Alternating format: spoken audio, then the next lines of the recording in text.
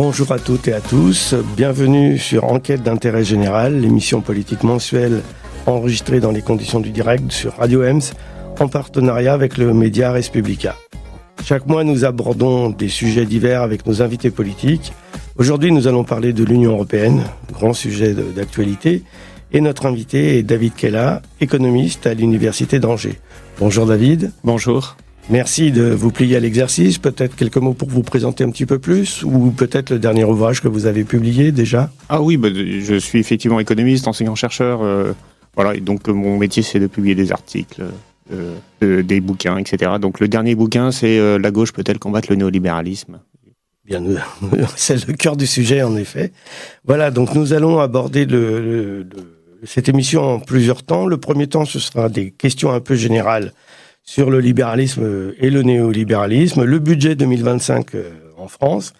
Et dans la deuxième partie, nous aborderons les questions plus européennes avec notre camarade et animateur Bernard Tepper. Je salue au passage Franck qui est toujours à la régie et sans lequel il n'y aurait pas d'émission. Mais avant de commencer les échanges avec David, nous allons commencer la rubrique du jour. Et Bernard, c'est à toi.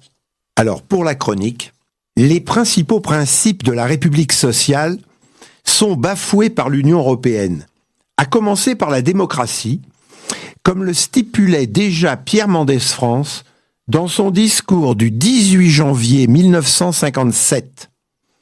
L'abdication d'une démocratie peut prendre deux formes, disait-il, soit le retour à une dictature interne, par la remise de tous les pouvoirs à un homme providentiel, soit la délégation de ces pouvoirs à une autorité extérieure, laquelle, au nom de la technique, exercera en réalité la puissance politique, car au nom d'une saine économie, on en vient aisément à dicter une politique monétaire, budgétaire, sociale, finalement une politique au sens le plus large du terme, nationale et internationale.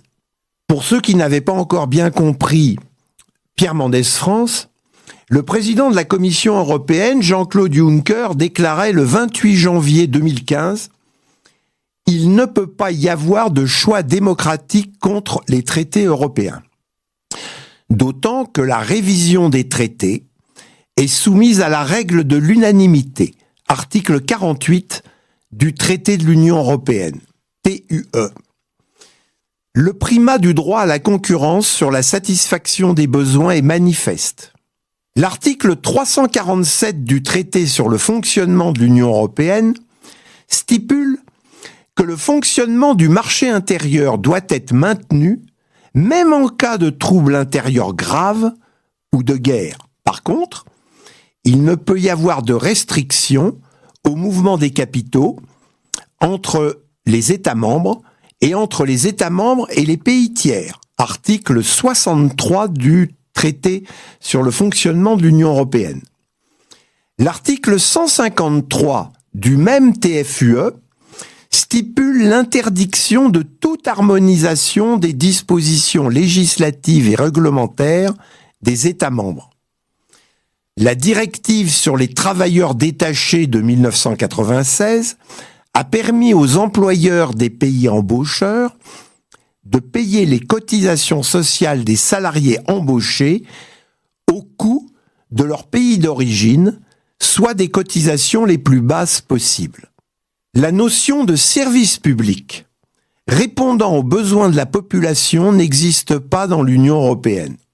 Même les entreprises publiques doivent se comporter comme des services d'intérêt économique général (SIEG) ou des services sociaux d'intérêt général (SSIG) qui doivent être en concurrence libre et faussée avec des entreprises privées non soumises aux mêmes obligations de service public. Rappelons que le Parlement européen n'est pas un pouvoir législatif, car il n'a de pouvoir que des pouvoirs de codécision sur certains domaines et pas sur d'autres. Rappelons également que la France a choisi de combattre la sécurité sociale à partir des organismes qui sont obligés d'être sous la coupe de la célèbre directive Solvabilité 2. Oui, donc avant d'aborder les questions à proprement parler de l'Union européenne, j'ai 2 questions pour vous, David qui est là. Première question, est-ce que vous pouvez réexpliquer à nos auditeurs et auditrices, qui comme moi sont un peu profanes en économie, quelle est la différence entre le libéralisme et le néolibéralisme ? Évidemment, cette question n'est pas innocente puisque ça a trait aux politiques menées en France et en Europe. Oui, alors c'est pas vraiment une question économique, c'est plutôt une question de philosophie politique, puisque le libéralisme, c'est d'abord une philosophie politique qui vise en fait à l'émancipation de l'individu, au sens le plus large possible, c'est-à-dire au retrait de l'État pour permettre aux individus de s'émanciper, c'est-à-dire d'exister en tant qu'être autonome. Et donc derrière ce libéralisme, il y a plein de politiques différentes. Évidemment, derrière il y a la démocratie, mais il y a aussi l'économie de marché, parce que finalement, en tant qu'individu, on veut aussi acheter, vendre, entreprendre, etc. Et donc le libéralisme, en fait, c'est une philosophie qui peut aller aussi bien à gauche qu'à droite. Toute la question est de savoir, est-ce que pour émanciper l'individu, il faut davantage d'intervention de l'État ? Dans ce cas-là, on va plutôt avoir un libéralisme de gauche, un peu rousseauiste, ou est-ce qu'au contraire, toute intervention de l'État est par définition contrarie l'émancipation individuelle ? Et en fait, les libéraux ne sont pas tous d'accord sur ces questions-là. Donc, dans ce cas-là, évidemment, on sera ici plus à droite si on considère que toute intervention de l'État est forcément de nature à empêcher l'émancipation. Le néolibéralisme, c'est une doctrine bien plus précise. C'est vraiment un truc purement économique, qui a été inventé au début du XXe siècle et qui répondait en fait à la crise des années 30 et à la crise du libéralisme classique, puisque en fait on s'apercevait que les marchés peuvent pas fonctionner de manière autonome. Et donc l'idée du néolibéralisme, en 2 mots, c'est de mettre l'État au service du marché pour que le marché, par la concurrence, permette d'organiser un système qui va faire émerger des prix. Et donc le néolibéralisme, c'est l'État un peu au service du marché. Donc là, on a vraiment une vision très restreinte sur l'économie. Et puis, il n'y a plus du tout cette idée d'émancipation. Oui, donc l'intervention de l'État est plus forte ou moins forte ? Finalement, elle est plus forte pour équilibrer les marchés, les réguler, ou du côté ça des dépend. bénéficiaires du marché ? Ça dépend, parce que dans les libéraux de gauche, on peut avoir une forte intervention de l'État. Par exemple, la sécurité sociale peut être vécue comme quelque chose qui émancipe les individus, donc ça pourrait tout à fait être rentré dans la philosophie du libéralisme. En revanche, du point de vue des néolibéraux, c'est une atteinte au fonctionnement du marché, donc c'est pas bon. Donc les néolibéraux, ils sont interventionnistes dans le sens où ça aide le marché à fonctionner, mais dès que ça dénature le fonctionnement du marché, par exemple, on va avoir des prix régulés, on va avoir des services publics gratuits, du coup, ça va détruire un marché, le marché payant, bien sûr. Donc les néolibéraux, ils sont plutôt effectivement non interventionnistes, mais ils vont avoir des interventions, des politiques de la concurrence, des politiques monétaires qui vont lutter contre l'inflation, et des traités de libre-échange qui en fait sont pas du tout du libre-échange au sens où vous faites ce que vous voulez, parce que les traités de libre-échange aujourd'hui, c'est des milliers de pages, des accords extrêmement complexes. Donc c'est vraiment une intervention de l'État pour organiser les flux commerciaux, quoi. Très bien. Eh bien, on reviendra, je pense, sur ces questions-là, parce que c'est au cœur des problèmes européens. J'ai regardé une vidéo récemment où vous disiez que le budget 2025 ne va pas relancer l'activité en France. Vous pouvez nous en redire les grandes lignes ? Oui, parce qu'effectivement, ce budget, comme tout le monde le sait, il a été quand même, il est né dans la douleur, puisque on a d'abord eu le budget de Barnier, et puis il y a eu la censure. Donc on a eu un nouveau Premier ministre qui a fait un nouveau budget, mais en fait, ce nouveau budget était le même que le précédent, mais il n'a pas été censuré. Et en fait, le principe de ce budget, c'est de ne pas avoir de hausse d'impôts, mais de rééquilibrer les finances publiques en baissant les dépenses. Et donc c'est un budget qui va baisser de très nombreuses dépenses de la fonction publique. Notamment, j'en suis le premier concerné, parce que les universités, on a 1,5 milliard de moins. Alors, de moins par rapport au niveau de l'inflation, c'est ça qu'il faut comprendre, c'est-à-dire qu'en général, chaque année, il y a 2% d'inflation, donc tous les budgets devraient augmenter de 2%, donc quand ils n'augmentent pas de 2%, en fait, on a moins d'argent de fait, c'est-à-dire que on peut acheter moins de choses avec le budget d'avant. Et ça, c'est le cas des politiques industrielles, c'est le cas de nombreuses politiques, y compris dans l'éducation, parce que Bayrou a renoncé aux 4000 suppressions de postes dans l'éducation, mais pas, sans augmenter le budget. Donc ça veut dire qu'il va falloir faire des économies équivalentes à 4000 postes. Donc ça veut dire peut-être moins de sorties scolaires, etc. Et donc pourquoi tout ça est mauvais pour la croissance économique ? Parce que toutes ces dépenses publiques, en fait, constituent des recettes de la part des entreprises privées, Lorsque vous payez moins les fonctionnaires, eh bien du coup les fonctionnaires ont moins à dépenser et du coup voilà, les restaurateurs ils ont moins de repas distribués et donc en fait toute baisse de dépenses publiques c'est une baisse de recettes privées et donc forcément en période de crise économique on sait que ce budget d'austérité va être aussi pénaliser aussi en fait le secteur privé. Oui, parce que par exemple, les collectivités territoriales qui sont souvent de forts investisseurs dans les marchés du travail et les différents opérateurs vont, elles, réduire considérablement leur budget. Donc, en fait, elles ont été un peu protégées dans le budget, justement. Ah bon. C'est les seules qui sont protégées. C'est vraiment sur l'État que pèse l'essentiel des... Oui, parce que c'est les sénateurs qui ont fait le budget. Les sénateurs, ils sont très attachés à la préservation des budgets des collectivités territoriales. Très bien. Bernard, je crois que tu voulais enchaîner sur des questions plus européennes au sens large. Oui, comme nous avons l'habitude de vous lire, vous disiez dans une tribune, dans un éditorial qui était cité à la suite d'un éditorial du journal Le Monde, je vous cite, « J'aimerais qu'on m'explique, parce que je dois être un peu bête, pourquoi la CEE, avec toutes ces monnaies différentes, ces contrôles des capitaux, l'absence de libre circulation du travail, rattrapait les États-Unis jusqu'aux années 1980, et pourquoi elle a décroché depuis qu'on a la monnaie unique, le régime des 4 libertés et la concurrence dite libre et non faussée. Pourquoi le taux de croissance français était-il supérieur à celui des États-Unis dans les années 1960-70, alors qu'on avait des monopoles publics dans tous les secteurs clés, énergie, transport, télécommunications, et pourquoi on décroche depuis qu'on a tout libéralisé? Il faut vraiment avoir le goût du contre-pied logique pour affirmer du haut de son éditorial que c'est parce que l'Union n'est pas allée assez loin, parce que les capitaux ne sont pas assez libres, parce que les services publics ne sont pas assez démantelés. Qu'est-ce que vous pouvez nous dire de plus que cette position rhétorique ? Oui, c'est ça. C'est une. En fait, j'aime bien. Parfois, je m'énerve un peu quand je lis la presse, évidemment, comme beaucoup d'entre nous. Et là, effectivement, les journalistes, ils ont parfois un raisonnement un peu binaire, un peu simple. Voilà. Et en fait, leur raisonnement, c'est souvent, l'Union européenne, c'est le progrès, c'est l'avenir, c'est la croissance économique, puisque forcément, on a passé tellement d'énergie politique pour construire l'Union européenne. Forcément. Ça doit avoir des effets positifs sur l'économie, mais quand les chiffres montrent qu'en réalité ça n'a aucun effet positif sur l'économie et même ça a en fait dégradé la croissance économique, notamment quand on la compare à celle d'un autre pays développé comme les États-Unis. Et aujourd'hui, c'est intéressant parce que tout le monde dit cela, c'est-à-dire que je ne suis plus le seul.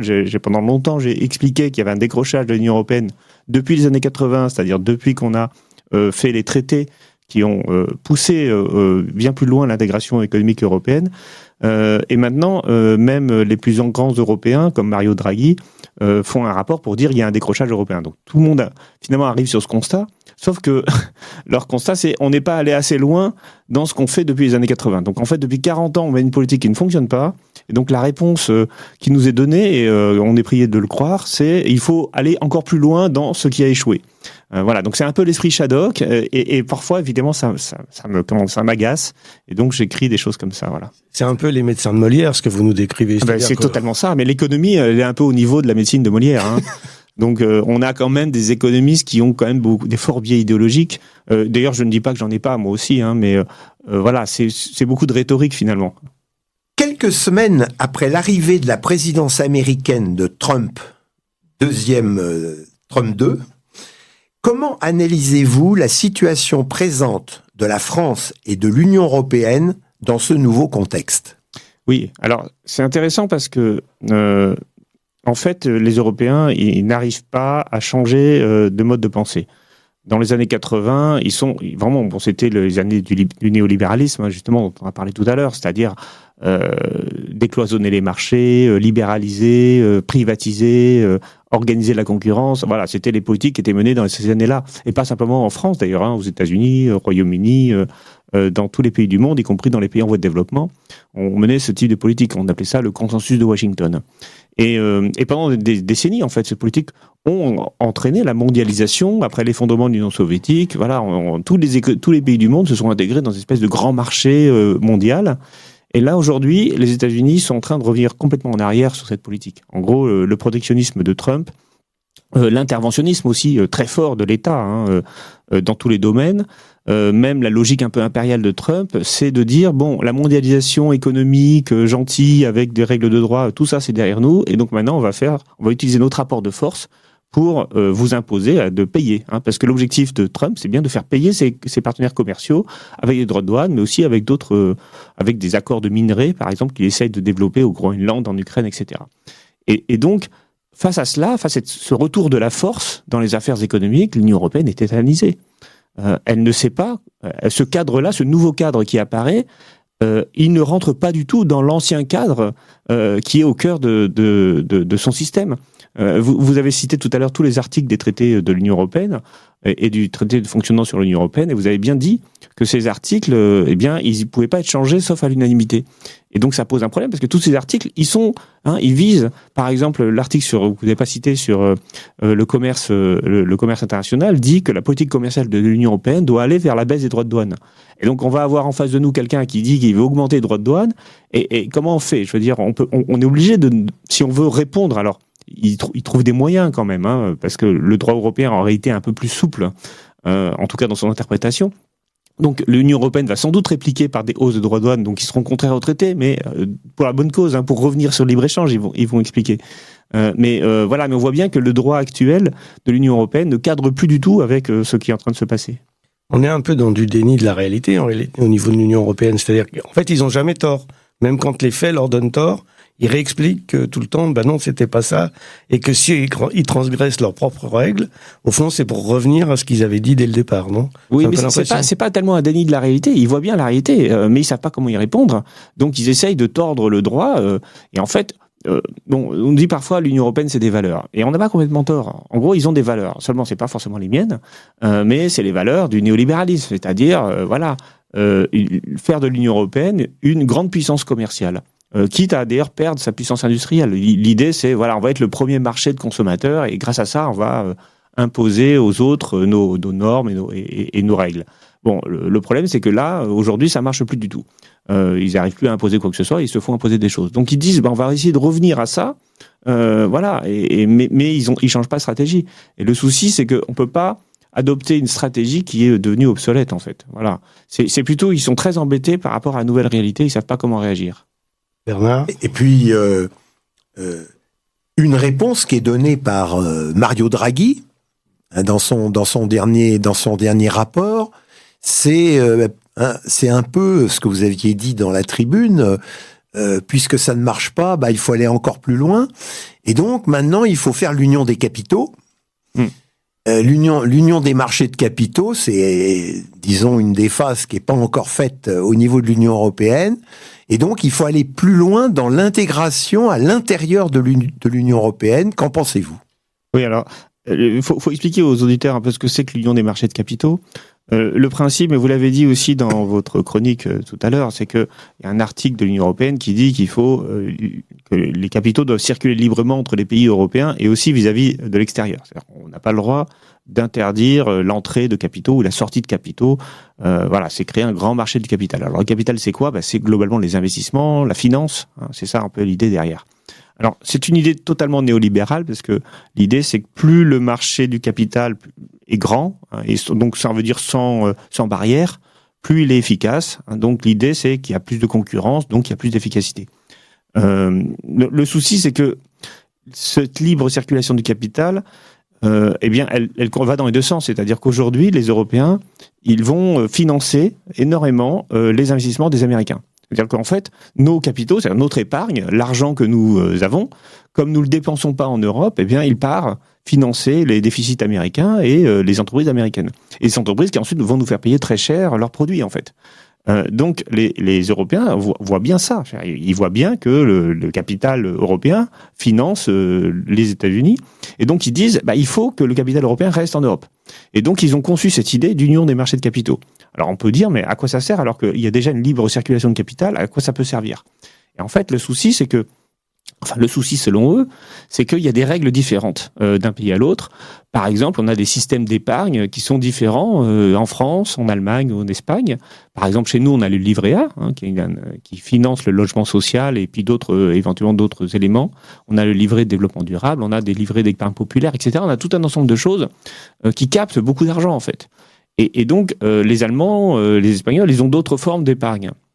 Et donc, ce que sont en train de réfléchir les technocrates européens, c'est de dire, en fait, il faudrait qu'on harmonise toutes les règles en Europe, qu'on harmonise aussi les règles bancaires, qu'on fasse en sorte qu'il n'y ait pas de différence entre les règles d'épargne et bancaires des différents pays, pour que finalement on arrive à associer beaucoup d'épargne, qui soit une épargne européenne et pas une épargne allemande, une épargne française, etc.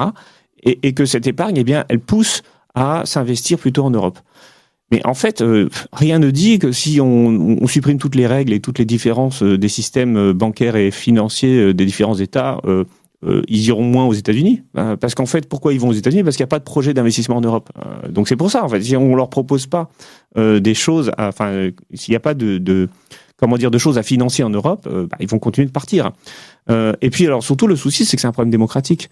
Comme vous l'avez dit dans votre chronique tout à l'heure, c'est un vrai problème, c'est la démocratie. Parce qu'aujourd'hui, on a par exemple, une taxe boursière qui a d'ailleurs été augmentée dans le budget BRU. On est passé de 0,1 à 0,4% sur les transactions boursières.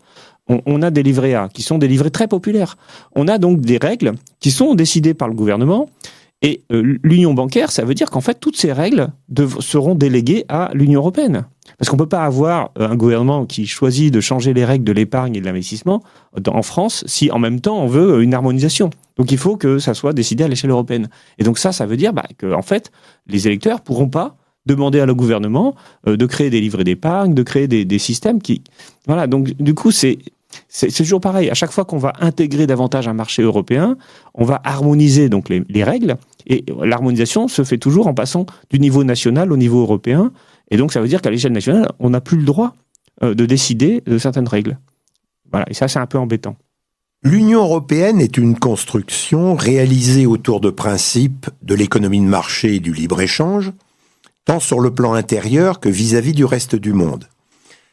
La nouvelle géopolitique remet sur la table le protectionnisme plutôt que le libre-échange, le rapport des forces plutôt que le droit international, une nouvelle histoire plutôt que la fin de l'histoire de Francis Fukuyama. Comment peut-on concevoir l'avenir de la France et de l'Union européenne dans ce cadre?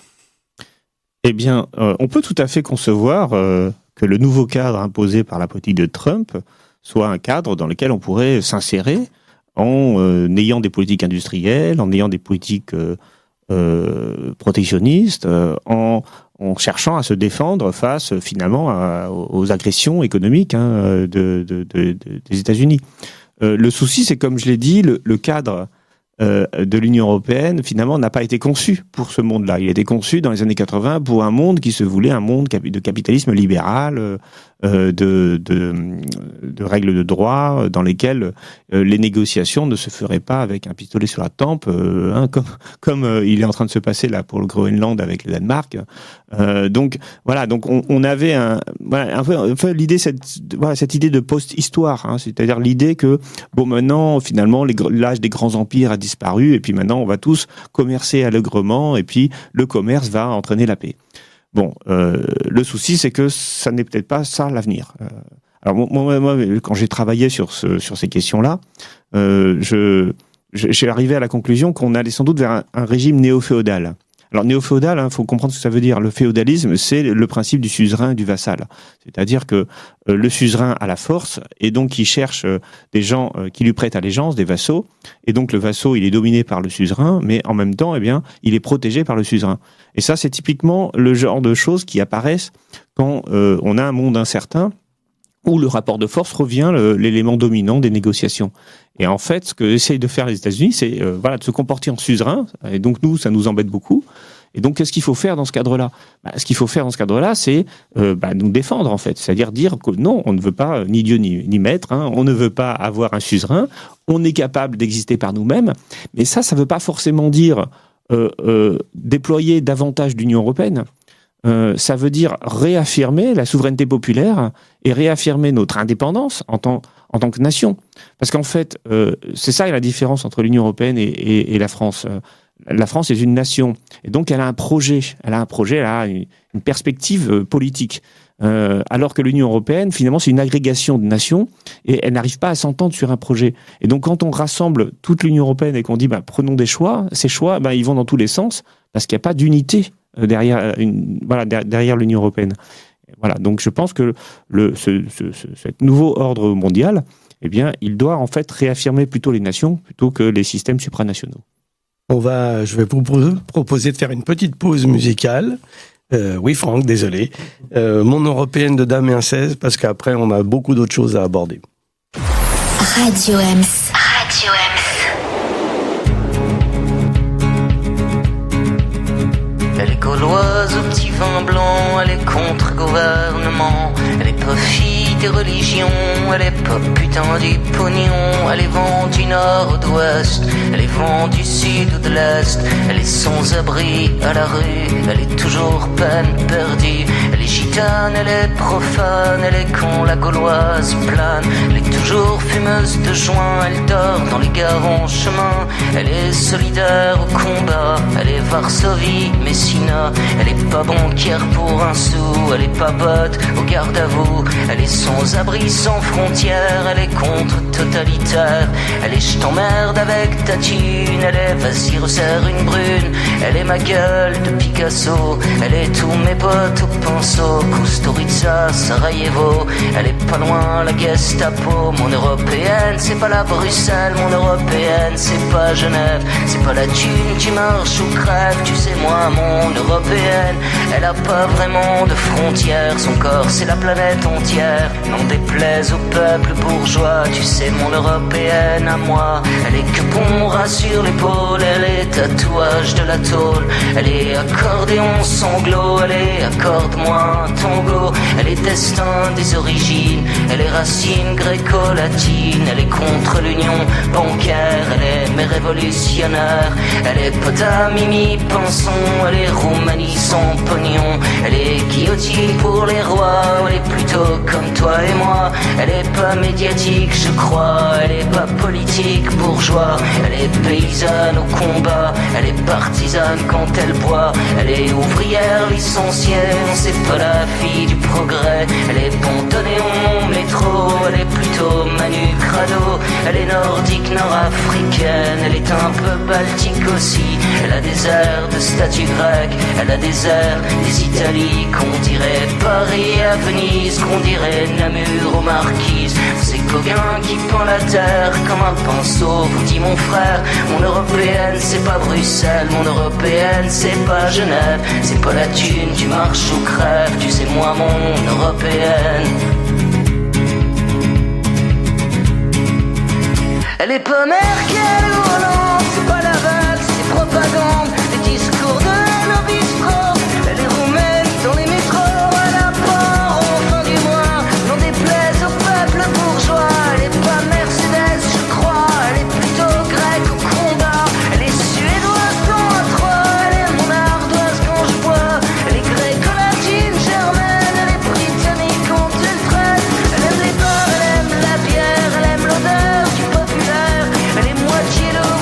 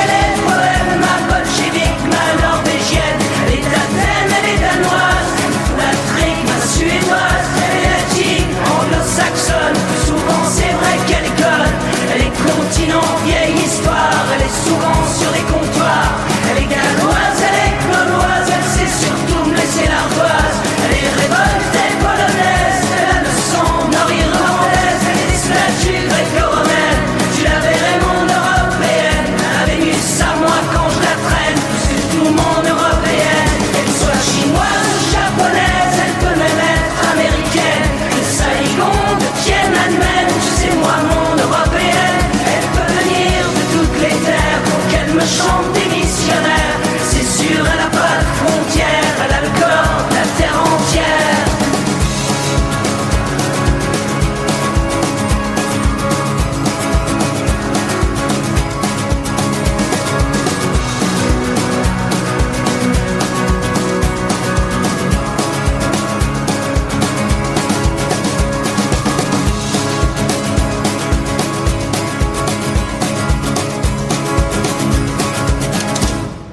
Eh bien, on reprend notre débat avec David Kella, donc toujours sur l'Union européenne. Bernard, je pense que tu as encore quelques questions à poser. Tout à fait. La montée en puissance des firmes multinationales en général et des firmes du numérique en particulier ne repose-t-elle pas en termes nouveaux le problème de la souveraineté populaire?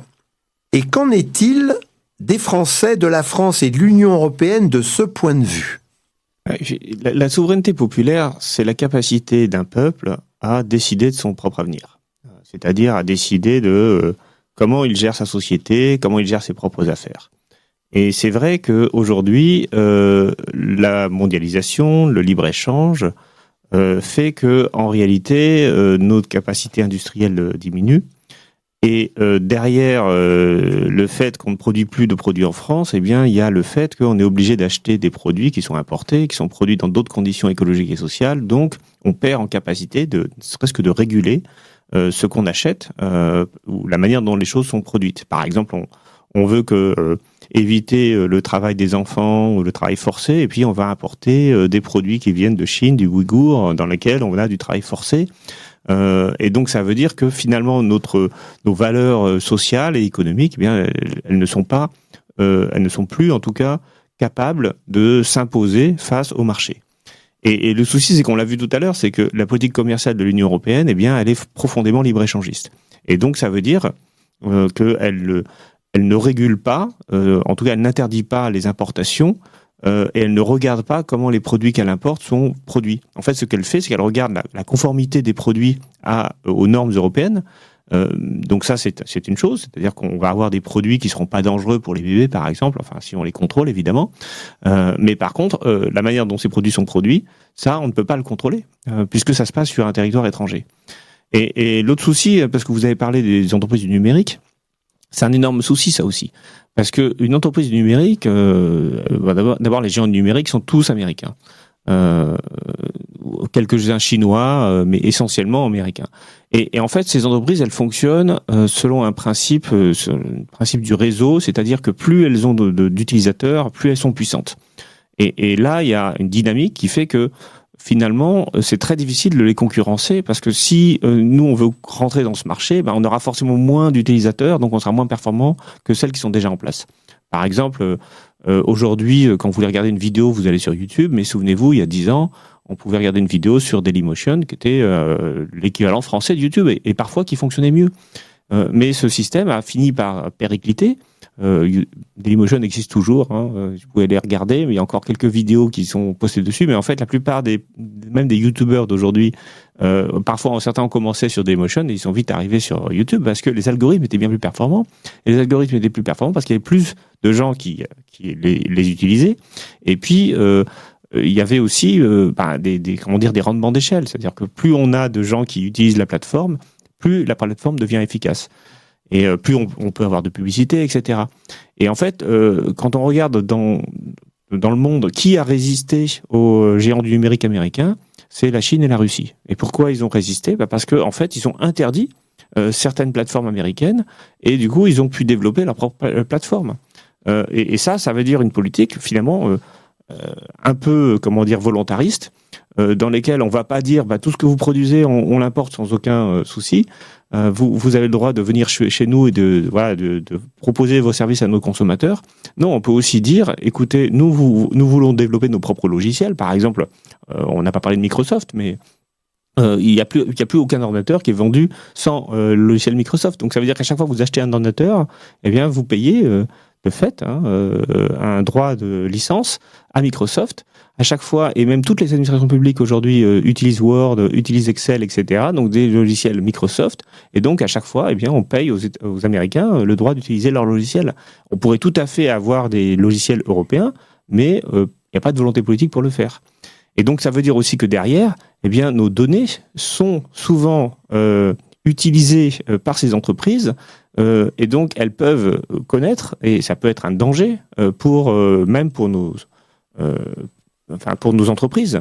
On peut avoir de l'espionnage industriel, on peut avoir toute forme d'espionnage, parce qu'en fait, dès qu'on utilise évidemment des logiciels, vous envoyez des mails par Google, alors bien sûr, vous vous dites, Google va pas lire les mails, parce qu'après tout, comment il pourrait faire? Mais en fait, la législation américaine oblige les entreprises numériques à donner accès aux entreprises, aux services secrets américains, de pouvoir lire tout ce qui est, de pouvoir donner les données de leur plateforme.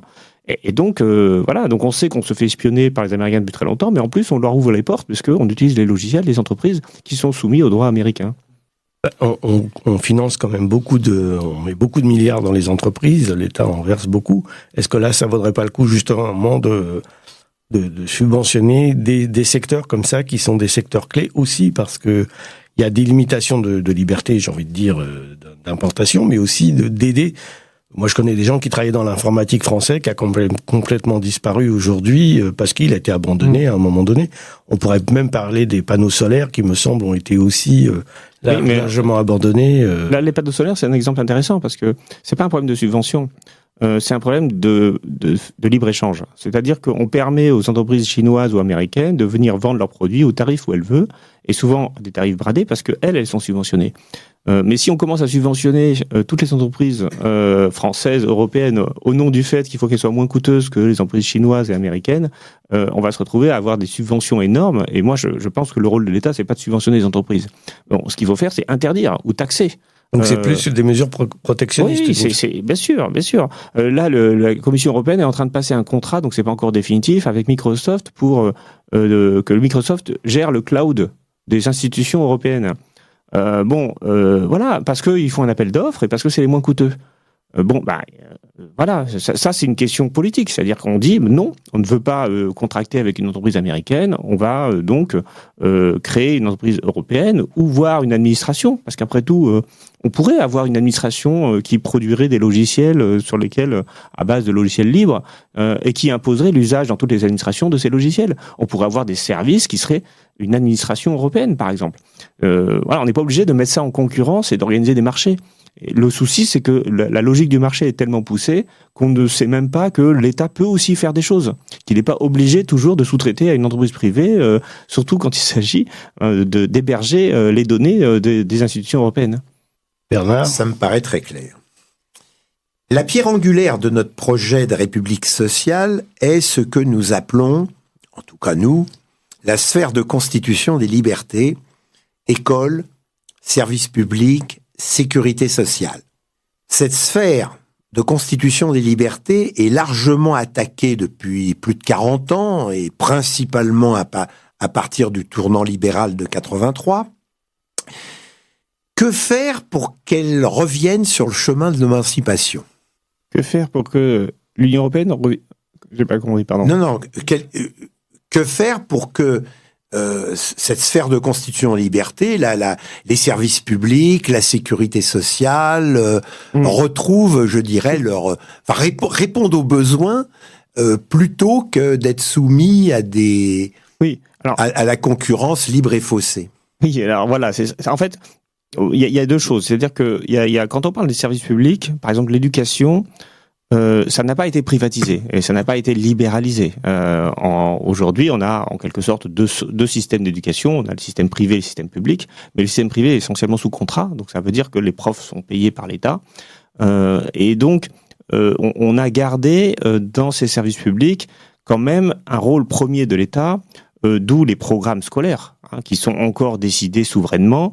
C'est pas chaque école fait comme elle veut. Alors, il existe aussi des écoles libres, mais les prix sont tellement élevés qu'en réalité, elles sont très marginales dans le système scolaire. En revanche, il y a d'autres services publics qui ont été totalement libéralisés, démantelés et qui ne produisent plus, qui font plus partie du cœur de la République sociale. Je pense évidemment au courrier, à la poste, aux télécommunications, à l'énergie. Donc à ces secteurs qui sont essentiel pour les ménages français quand il s'agit de l'énergie, des télécommunications et des transports, et aussi pour les entreprises. Par exemple, on a pu nucléariser le parc électrique dans les années 70-80 parce que on avait une entreprise en monopole public, EDF, et que c'était une volonté politique de le faire. On a pu développer les transports ferroviaires avec le TGV dans les années 70-80 là aussi. Faut comprendre pourquoi je vous parle de ça, parce que années 70-80 c'est avant la libéralisation qui va avoir lieu dans les années 90. Depuis, on n'a plus de grands projets. Et en fait, on veut faire la transition écologique pour l'énergie. Et en fait, on voit qu'on n'a plus du tout investi, alors que le prix de l'électricité a beaucoup augmenté. On voit que la SNCF a quand même du mal encore à développer. Il y a encore des lignes qui ferment, il y a encore des problèmes, notamment dans les trains qui sont pas les grandes lignes de TGV hyper rentables. Donc, le pacte social, il a besoin de services publics non marchands, comme l'éducation, comme la santé. Mais il a aussi besoin de rendre non marchands des services publics qui ont été complètement marchandisés, parce que même si il ne s'agit pas de rendre l'électricité gratuite comme l'école est gratuite, mais il s'agit, d'être capable d'organiser la production de ces services de manière à répondre aux besoins et pas simplement de manière à être rentable. Et je pense que au fond du pacte social, il y a effectivement les services publics en général. Oui, puis on voit même récemment, en ce qui concerne EDF, il y a quelques jours, le président d'EDF a été remercié par le Premier ministre, en fait, sur pression en fait, des clients de... Oui, mais ça, en fait, EDF reste une entreprise publique, mais le souci, c'est qu'elle est aussi une entreprise qui aujourd'hui investit à l'étranger, qui est soumise aux règles du marché européen de l'électricité. Donc les marges de manœuvre des uns et des autres sont faibles, et l'État, il a des envies contradictoires. Il veut d'une part que le prix de l'électricité reste faible pour les ménages et les entreprises, parce que, et c'est pas idiot, l'État se dit, ça serait bien quand même qu'on attire à nouveau des entreprises avec un prix de l'énergie plus faible qu'en Allemagne, parce qu'on a, nous, des centrales nucléaires qui sont amorties et qui font que le prix de l'énergie peut être plus faible, alors qu'eux, ils sont encore victimes de la crise du gaz. Donc il y a le gouvernement qui veut faire ça, mais en même temps, il veut financer de nouveaux réacteurs, et donc le président d'EDF dit, mais attendez, si vous voulez que je finance des nouveaux réacteurs et que je baisse le prix de l'électricité, ça va pas aller, quoi. L'équation budgétaire va pas fonctionner. Et en fait, elle va d'autant moins fonctionner que EDF va avoir intérêt à vendre l'électricité pas chère qu'elle produit aux Allemands, plutôt que de la vendre, en fait, aux entreprises françaises. Donc le souci, c'est quel est l'objectif du service public ? Est-ce qu'il est là pour répondre à des besoins de la société française, ou est-ce qu'il est là pour se développer dans le marché européen et mondial et répondre à une logique finalement de marché, quoi. Et donc c'est ces contradictions entre ce que nous on attendrait d'un service public, c'est-à-dire qui répond à nos besoins, et la logique du marché et du libre-échange qui fait que les chefs d'entreprise publiques qui évoluent dans un marché concurrentiel comme l'électricité aujourd'hui se disent moi j'ai pas de raison de me contenter du marché français, après tout je peux m'étendre à l'étranger et gagner des parts de marché, et ça je vais le faire en vendant l'électricité aux Français plus cher. Ça me permet de me développer à l'étranger. Est-ce que c'est pas une forme de privatisation, enfin, en tous les cas de rentrer dans cette logique, même si c'est encore une entreprise publique? Parce qu'effectivement, il faut gagner des parts de marché coûte que coûte. On a vu même la Poste aller investir partout à l'étranger, alors que les bureaux de poste sont en train de fermer. Le nombre de tournées de facteurs diminue. Alors que contrairement à ce qu'on croit, par exemple, la distribution du courrier diminue, mais pas la distribution des colis. Et qu'on est sur par exemple, la Poste a des sous-traitants maintenant, privés, Chronopost et d'autres. Donc c'est une forme aussi est-ce que c'est pas une forme de privatisation de certaines entreprises publiques aujourd'hui ? Alors c'est ça, moi en tant qu'économiste, j'ai toujours été très agacé par ceux qui disaient on va libéraliser par exemple le marché de l'électricité, mais on va garder EDF comme entreprise publique. C'est-à-dire qu'on va pas privatiser mais libéraliser, et en gros mettre de la concurrence c'est bien, et c'est encore mieux si on garde les entreprises publiques. Sauf que le souci c'est que c'est contradictoire. C'est-à-dire qu'une entreprise publique qui est sur un marché concurrentiel, elle ne peut pas agir comme une entreprise publique. Parce que ça veut dire qu'elle va décider, contrôler avoir des prix plus faibles, par exemple, pour certains ménages ou certaines entreprises. Ça, c'est de la politique de service public. Mais d'un autre côté, si elle fait ça, eh bien, elle tord la concurrence. Et donc, c'est contraire au droit européen et au principe de la libéralisation. Ce qu'on dit souvent, c'est l'État doit se comporter comme actionnaire dans une entreprise publique sur un marché libéralisé comme un actionnaire privé. C'est-à-dire que s'il commence à vouloir se comporter non pas comme un actionnaire privé, mais comme un État investisseur, ou comme un État protecteur, ou comme un État social, eh bien là, il va tordre la concurrence, et donc là, ça va pas. Et donc, on va même encore plus surveiller un État, c'est-à-dire une entreprise publique qui est sur un marché libéralisé qu'une entreprise privée, parce que si une entreprise privée fait ça, on dira oui, mais bon, c'est le calcul de l'actionnaire, il a le droit de faire ça. Mais l'actionnaire public, il est encore plus contrôlé que l'actionnaire privé, en fait, dans le système. Et donc, dès qu'on libéralise, ça sert plus à rien, en fait, quelque part, de garder une entreprise publique. Alors, ça peut servir parce que, du coup, les revenus de ces entreprises vont abonder comme recette pour l'État, donc c'est pas si mal. Mais d'un autre côté, le comportement de l'entreprise, par définition, ça sera le comportement d'une entreprise privée. Oui, c'est ça. C'est-à-dire qu'on va quand même de plus en plus, y compris lorsqu'on garde des structures publiques de style EDF ou même du style sécurité sociale. Mais en fait, en développant le marché, petit à petit, on augmente la force en fait de ces entreprises de marché. On le voit par exemple au niveau de la sécurité sociale, par le développement aujourd'hui de la prévoyance et de la protection sociale complémentaire chez les trois versants de la fonction publique, etc. Petit à petit, c'est pas la sécurité sociale qui va s'occuper des nouveaux, je dirais des nouveaux outils pour améliorer le sort des Français. Ça va être des structures privées et qui seront soumis à des directives européennes comme les directives européennes des complémentaires. Oui, en fait, il faut comprendre que dès qu'on libéralise un marché, on met le consommateur au centre de la décision. C'est le consommateur qui, par ses dépenses, va inciter les entreprises à produire telle ou telle chose. Quand on parle de service public, on a un principe de citoyenneté. C'est-à-dire, c'est le citoyen qui, par le contrôle politique, va demander à l'entreprise de faire telle ou telle chose. Donc, en fait, en passant du monopole national à l'entreprise privée ou libéralisée, on passe du principe de un homme, une voix, un principe démocratique, au principe 1 euro, une voix. C'est ça. Et c'est ça le fond du problème. Et j'ajoute une chose. On ne se rend pas compte à quoi servent, au fond, les services publics. En fait, les services publics, c'est au cœur du contrat social, mais c'est au cœur des droits. Quand on parle de droit au logement, par exemple, ça n'a pas de sens, en fait. Donner un droit au logement, ça n'a de sens que si on a des logements dans lesquels on peut loger les personnes qui ont ces droits-là. Et donc, ça demande un service public, le service public du logement, c'est-à-dire des HLM, des collectivités territoriales ou locales qui investissent dans la construction de logements. Quand on veut de l'information, quand on dit on a le droit à l'information, ça veut dire un service public d'information. Quand on dit qu'on a un droit à la santé, ça veut dire un service public de la santé. Quand on dit qu'on a un droit au déplacement, il faut un service public de transport.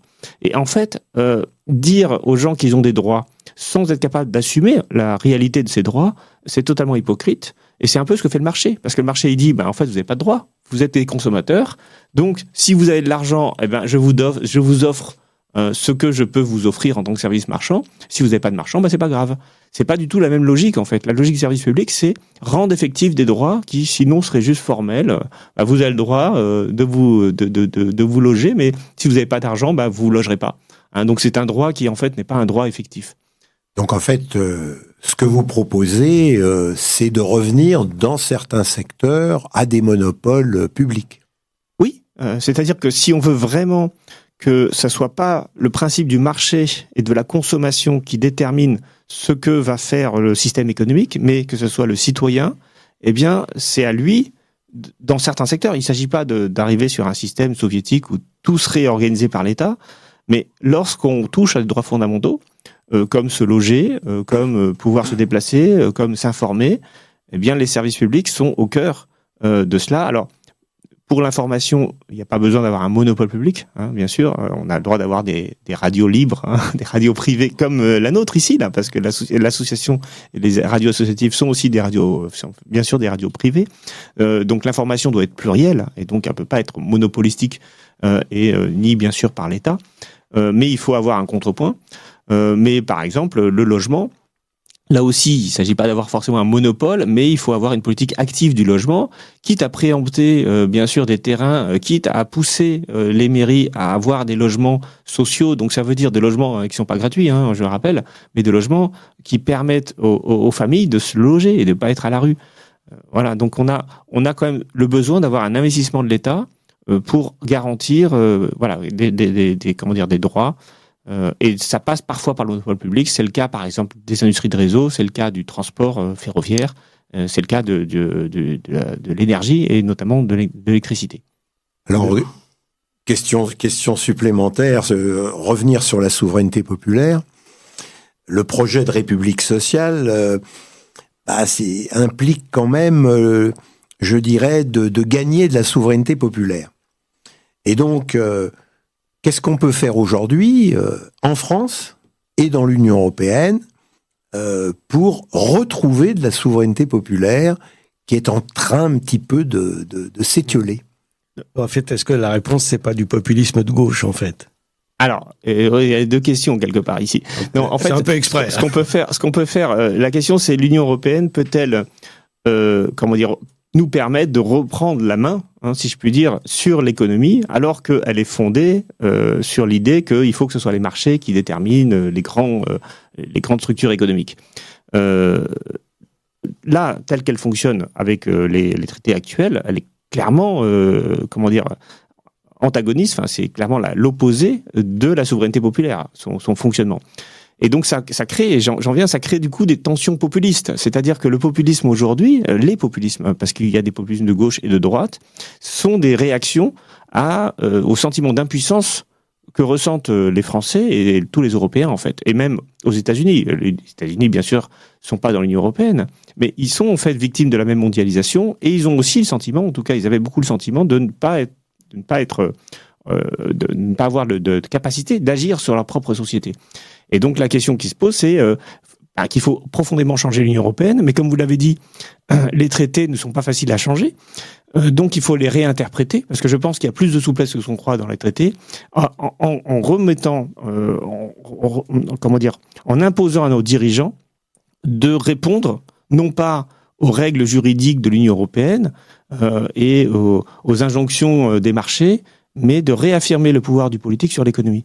Et ça peut se faire de manière non populiste. Ça peut se faire, par exemple, au lieu de dire on va rembourser avec des chèques énergie le fait que le prix de l'électricité a explosé pendant la crise de gaz de 2022-2023. Donc en fait, on laisse le marché décider de prix aberrants et nous on répond en compensant, en subventionnant les ménages ou les entreprises. Bon, ben ça c'est absurde.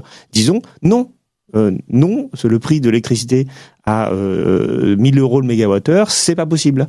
Donc on va interdire, on va reprendre la main, on va décider de ne plus agir selon les principes du marché européen de l'électricité.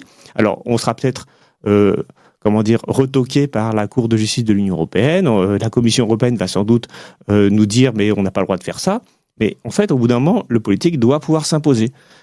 Et je suis sûr que ce serait très populaire en fait. Et après la question c'est comment on réarrange les institutions pour permettre cela. Mais honnêtement l'Union européenne ne va pas s'effondrer parce qu'on a décidé de revenir à un monopole public pour le marché de l'électricité. C'est ça en fait le truc, c'est qu'on a l'impression que nos dirigeants ils ont trop peur de faire quoi que ce soit. Oui, en fait il faut désobéir. Oui, il faut désobéir, mais avoir peut-être en ciblant les secteurs. Oui, il faut désobéir en sachant où on va. Parce que le slogan « il faut désobéir sans savoir où on va », ça crée aussi de l'impuissance. Donc le souci, c'est qu'il faut choisir des thématiques précises dans lesquelles on sait qu'on a une très forte majorité démocratique derrière nous et aller jusqu'au bout de cela. Et ça, on pourrait dire que c'est du populisme, mais pour moi, c'est de la politique. La politique, c'est pas l'art du possible, c'est l'art de rendre possible ce qui est nécessaire. Et aujourd'hui, ce qui est nécessaire, ce que les gens attendent, c'est une transformation profonde du système économique européen et national et français. Par exemple, la question du Mercosur, on peut pas juste laisser dire c'est la Commission et l'Union européenne qui va décider de signer un traité et nous, on va laisser le bœuf brésilien venir envahir nos supermarchés. Au bout d'un moment, il faut dire non, on va trouver des mécanismes pour empêcher cela. Et c'est à l'État de protéger les Français. Et si les décisions européennes ne vont pas dans ce sens, eh bien, il faut les combattre. Et en fait, quelque part, ce que fait Trump, c'est qu'il réaffirme le volontarisme du politique sur l'économie. Et nos dirigeants, ils ont trop été des managers, c'est-à-dire des gens qui disent bon, les grands enjeux, le grand cadre, c'est pas moi qui décide, donc moi je vais juste manager, je vais juste faire au mieux, faire la bonne gestion de mon pays. Alors c'est pour ça d'ailleurs que des gens comme Bayrou, qui sont au cœur de ça, ont donc pour projet politique que l'équilibre des comptes publics. Quand on est un gestionnaire, bah c'est ça qu'on veut, l'équilibre des comptes publics. Ok, c'est très bien, mais ça c'est pas agir sur l'économie, voilà. Et donc là, il faut quand même une révolution dans la pensée de nos dirigeants politiques pour dire, bon, on tape un peu du poing sur la table et on va chercher à répondre aux besoins des Français plutôt que chercher à se conformer au droit européen. Oui, refaire un peu de politique, en fait, et d'expliquer très largement en quoi il faut désobéir et sur quoi. Exactement. Peut-être vous allez nous parler un tout petit peu aussi de votre dernier ouvrage, du coup, parce qu'on n'a pas eu le temps. Ah oui, bon, j'ai écrit beaucoup d'ouvrages sur le néolibéralisme. Alors certains ouvrages sont assez sérieux, c'est Populisme et néolibéralisme, qui traite justement de cette question, comment le néolibéralisme fait émerger le populisme, en Europe, mais aussi aux États-Unis. Il n'y a pas que l'Union européenne, bien sûr. Le deuxième, c'est Déclin et chute du néolibéralisme, qui lui se projette un peu dans l'avenir. Il revient sur le néolibéralisme, mais surtout il revient sur la crise de 2007-2008, qui a entraîné une rupture dans les politiques économiques. En fait, ce qu'on voit aujourd'hui de Trump, on se dit, bon, bah, c'est un phénomène nouveau, c'est récent, ça arrive tout d'un coup, comme un chien dans un jeu de quilles.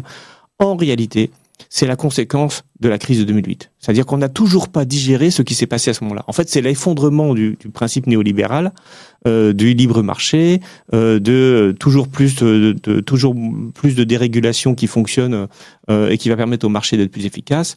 En fait, ce qui s'est passé avec la crise subprime, c'est qu'on a vu les limites de ce système. Et donc, les banques centrales ont commencé à intervenir sur les marchés financiers, les gouvernements ont commencé à intervenir davantage, et ça a délégitimé toutes les règles néolibérales. Et du coup, comme ces règles, plus personne n'y croit, on voit apparaître des gens qui vraiment vont changer complètement le système. Et nous, en Europe, on n'y croit plus, mais en même temps, on s'y conforme encore. Et ça, c'est un peu cette espèce de schizophrénie de nos responsables politiques qui pose, à mon avis, problème. Écoutez, merci David Kella, ça a été très très intéressant de discuter avec vous. Merci à Franck à la régie, qui me fait signe qu'on a dépassé le temps depuis un moment.